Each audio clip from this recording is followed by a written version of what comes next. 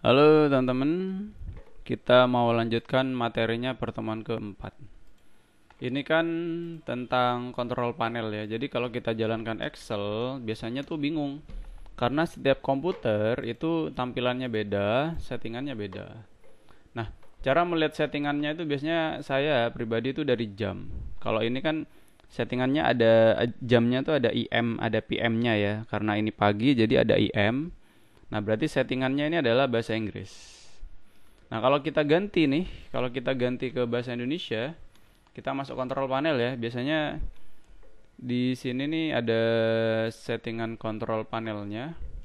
Kalau di Windows 10 saya biasanya jalankannya bendera R, Windows R, ketikkan aja kontrol.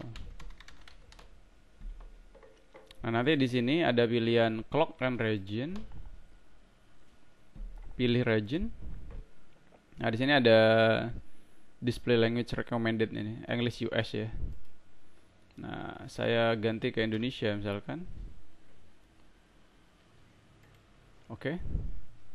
Nah, jadi yang berubah ini ya, date, DDMMYY, terus jamnya nanti ya. Nah, dia IMPM-nya sudah nggak muncul. Dan biasanya kalau kita ngetikkan rumus, misalkan saya ngetikkan if gitu ya. Kalau kita perhatikan sama dengan if buka kurung. Nah teman-teman, kalau dilihat nanti, nah ini perlu di close dulu.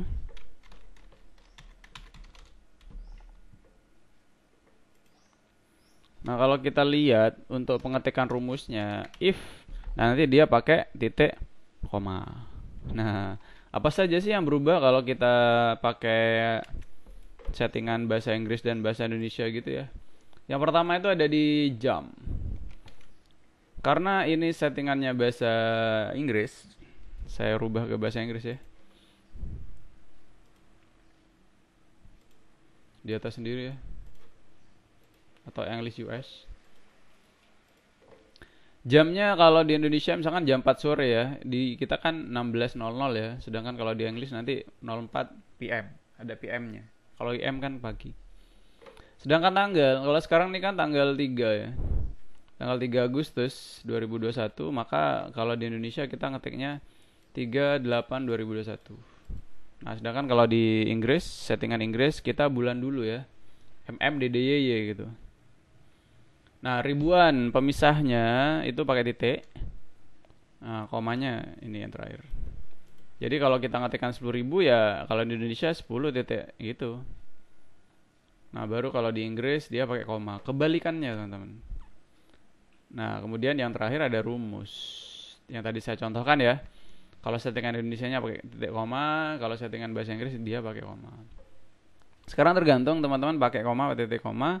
Kita samakan aja ke bahasa Inggris aja ya.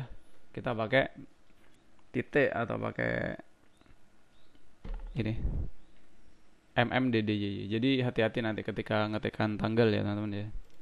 Oke. Seperti itu. Nah, kalau mau dipraktekkan boleh.